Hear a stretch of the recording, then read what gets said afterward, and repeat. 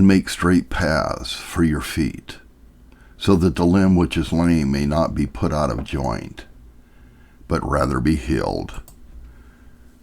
The first part of this exhortation concerns the inward frame of the minds of men, with respect to themselves and their own souls.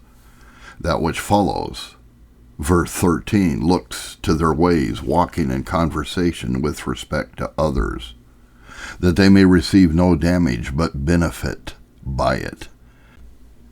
And therefore the apostle does not in this direct us to strengthen our feet, as he does our hands and knees, but to make straight paths for them, wherein we may walk. And the conjunctive, kai, denotes an additional duty. There are two things in the words. First, a duty prescribed. Secondly, an enforcement of it from an evil consequent of its omission, both in terms metaphorical. Our feet are those members of our body which carry us on in our course, which is the ability and activity of our minds for spiritual duties. These feet must have a path to walk in, or they can make no progress, according as that path is right and straight, or crooked and uneven. So will our course be. It is therefore highly incumbent on us to look well to the paths in which we are going, and this is here prescribed to us. The direction seems to be taken from Proverbs 4, verse 26. Ponder the path of thy feet, and let all thy ways be established. Or rather, all thy ways shall be ordered aright, which is the sense of this place. In order to a discovery of the duty here prescribed, we must consider, number 1, what are the paths of our feet? Number 2, how we are to make them straight. Our paths is a will, the mark made by wills or bits. So though it be taken for a path, yet it is such a path as is marked out for others, that leaves a track in which we may be followed. The vulgar renders it by our steps, but it is rather the way in which we tread which is said to be made straight.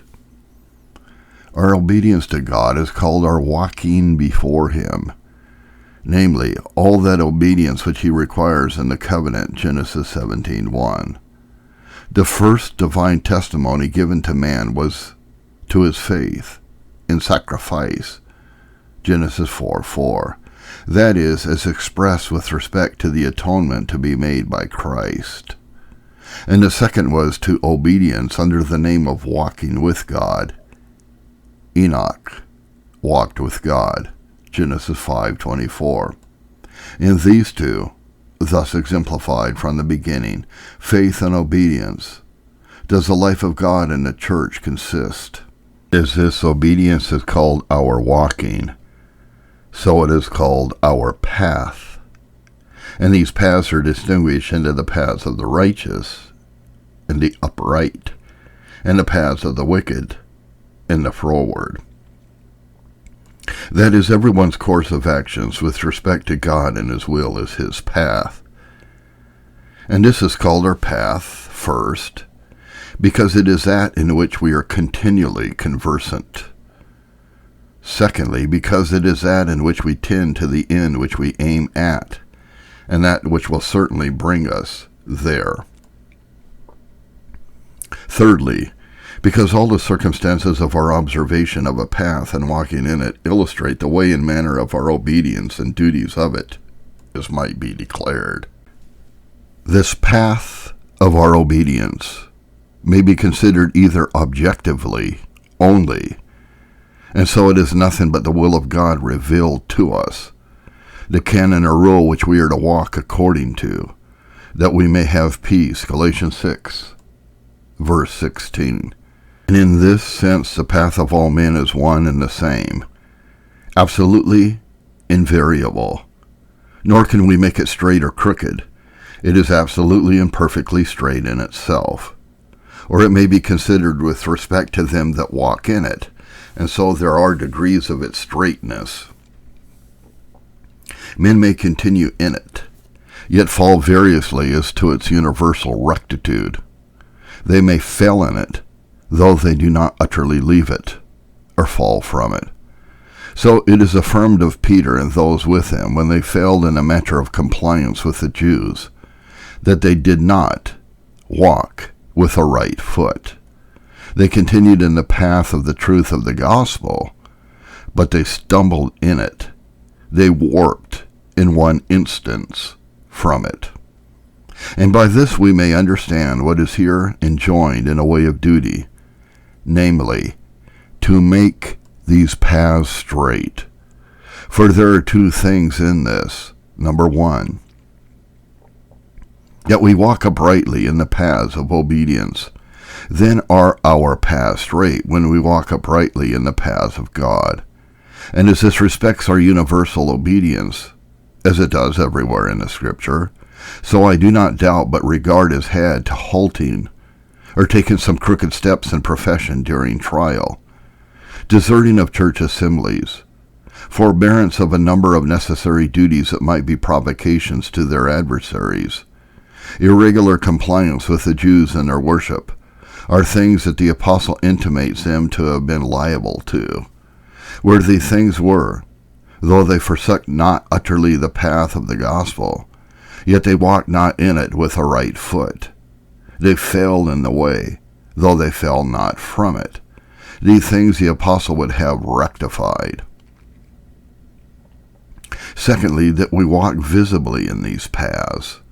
This is included both in the signification of the word and in the precept to make our path straight, to wit, that they may be seen and known so to be.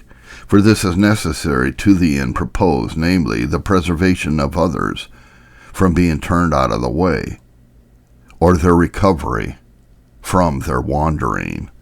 And therefore I grant that the duties especially intended in this precept are courage, resolution, constancy in profession, with a diligent watch against all crooked compliances, or fearful relinquishment of duties. And therefore, observation 1, it is our duty not only to be found in the ways of God in general, but to take care that we walk carefully, circumspectly, uprightly, and diligently in them. On this depends our own peace, and all our usefulness towards others. It is a sad thing when some men's walk in the ways of God shall deter others from them, or turn them out of the way. Yet so it falls out in the negligent, careless profession of many.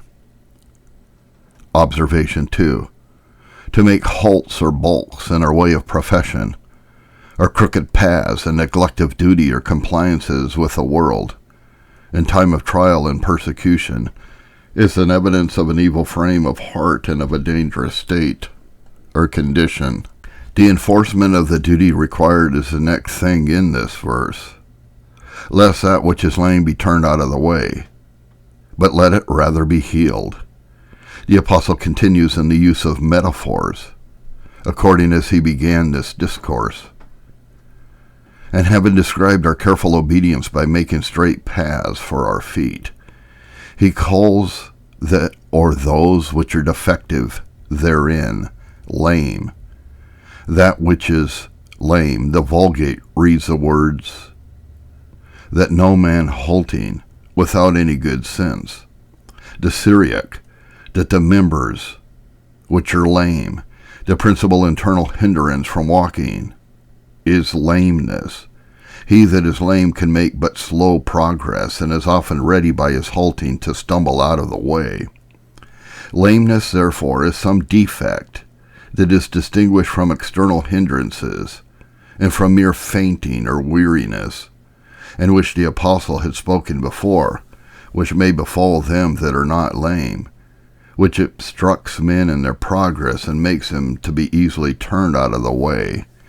Besides, it includes an inward disease and distemper in particular. Whence the apostle says, it is to be healed.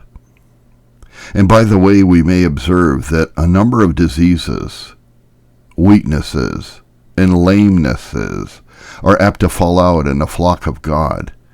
These he promises himself to be tender toward and to heal, Zechariah 11, verses 15 and 16, as he severely threatens those shepherds by whom they are neglected, Ezekiel 34:4, and so on.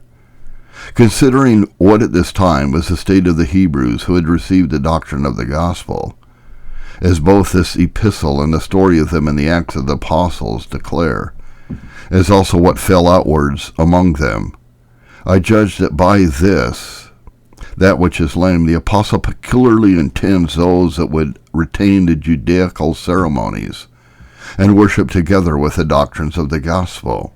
For by this they were made weak and infirm in their profession, as being defective in light, resolution, and steadiness, as also seemed a halt between two opinions, as the Israelites of old between Jehovah and Baal.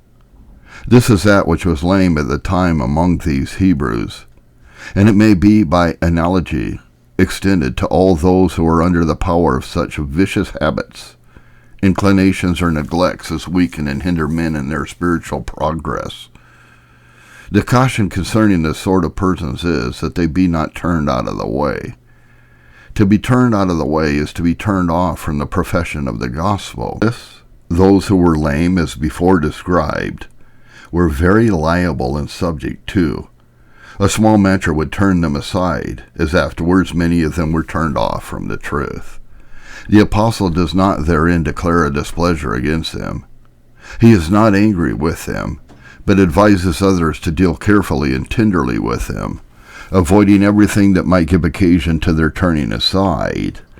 And this the apostle extends to their healing, but rather let it be healed.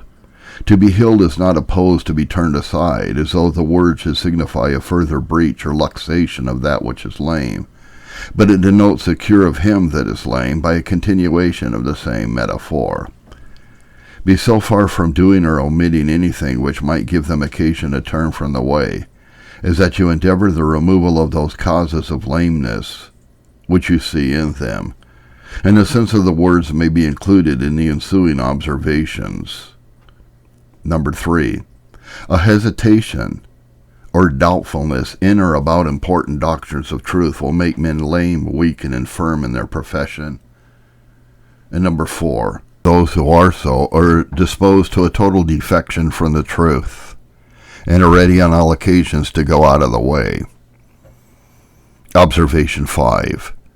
Every vicious habit of mind, every defect in light or neglect of duty, every lack of stirring up grace to exercise will make men lame and halt in profession, and easy to be turned aside with difficulties and oppositions.